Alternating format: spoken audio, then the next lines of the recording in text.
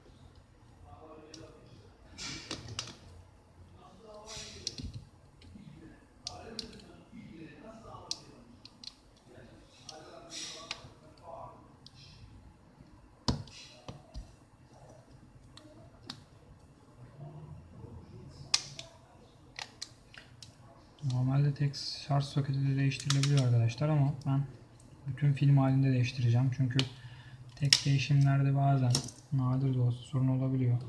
Ben de sorun yaşamak istemiyorum.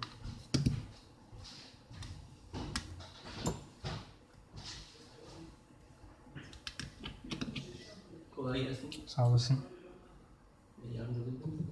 Buyur kardeşim, dinliyorum. Telefonu hiç çekmiyor da bazı yerlerde. Gel bu tarafa.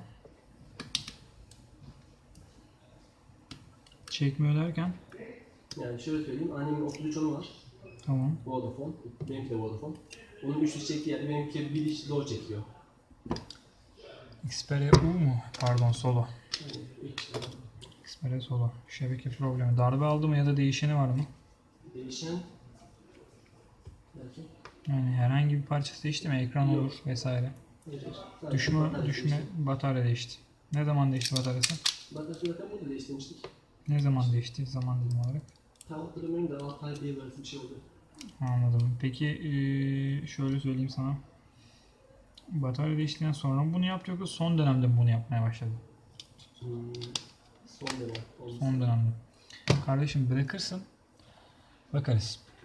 Yani yarın gün içinde sonuçlandırmaya çalışırım. Yarın mı? Yani bugün çıkmaz. Şimdi artık iftar saati geldi. İftardan sonra açıyoruz ama pek tamir işleriyle ilgilenemiyorum yani. Malum namaz falan. Tamam. Yani yarın sonuçlanır. Yarın mesela Öğlen gibi falan ya da fark etmez. Gündüz getir, 1-2 saatte al. Yani 1-2 saatte çözmeye çalışırım. Problem ağır bir sorun değilse fark etmez. Yarın ne gibi sorun olur ki? bakarız. Antenler olabilir. Bataryayla ilgili tekrar bir sorun olabilir. Bazen şebekeyi etkileyebiliyor batarya. Bir şey yapmıştım. Hani belki bataryadan gidiyor. Ben de bataryasını falan hani çıkardım. Sen söktün bataryayı. Hı hı. Oğlum niye öyle şeyler yapıyorsun kendi kendine? Bir ekstra bir şeye zarar versen ne olacak? Sonra uğraştır. Beklemiştim işte bir 10-15 saat falan hani soğusun diye. Bazen ısınma yapıyor. O yüzden. Isınma falan yapıyor diyorsun. Tamam, bakarız. Genel bir bakacağız ona. Yarın gel kardeşim. 1-2 saat cihaz bende kalsın. Tamam. Tamamdır. Çözeriz Allah'ın izniyle. Kolay gelsin. Sağ olun. İşte bu kadar da doğal çalışıyoruz. İşte vatandaş geliyor. Hizmet için yardımcı olmaya çalışıyoruz.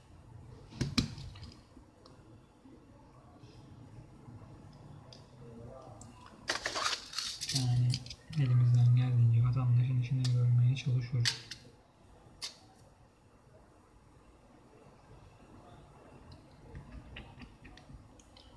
İşimiz hizmet. Tamamdır arkadaşlar.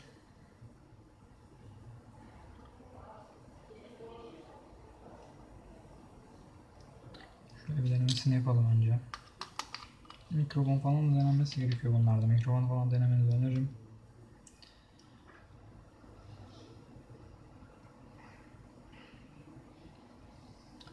Mikrofonu falan test edeceğiz.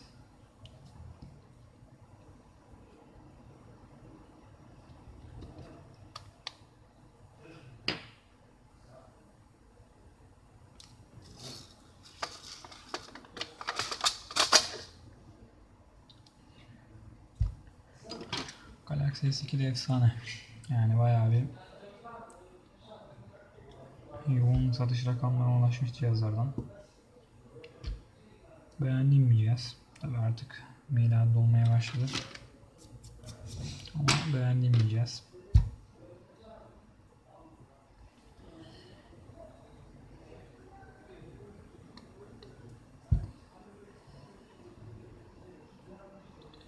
Hadi bakalım, hadi bakalım.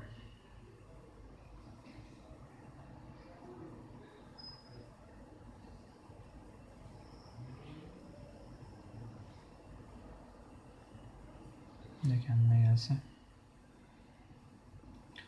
Mikrofon denemek için arkadaşlar ses kaydediciye girip ses kaydetme yolunu tercih edebilirsiniz. En garanti yöntem budur.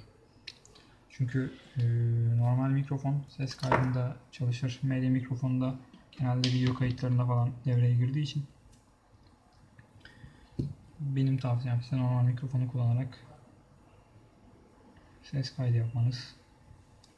Ve orada zaten belli ediyor kendini. Hazır halde değiştiği için böyle. Yani bunu normal filmli şekilde değiştirmeye edebilirdim aslında ama aklım kalıyor. Bazen oluyor, sorun olabiliyor. Bir de acil bir iş bu. Çok fazla vakti olmayan bir müşteri.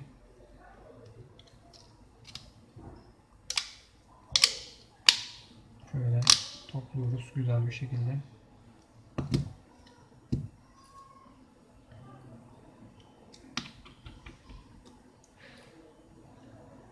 Ve yine söylüyorum, elinizden geldiğince temiz işçilik yapmaya çalışın burada. Çünkü yani sizden sonra bu cihazı açacak olan bir teknik servis mutlaka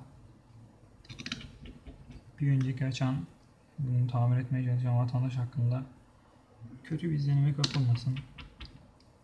Olabildiğince yumuşak davranmaya çalışın. Olabildiğince eksik vida bırakmamaya çalışın. Bunlar önemli ayrıntılar. Küçük detaylar yani.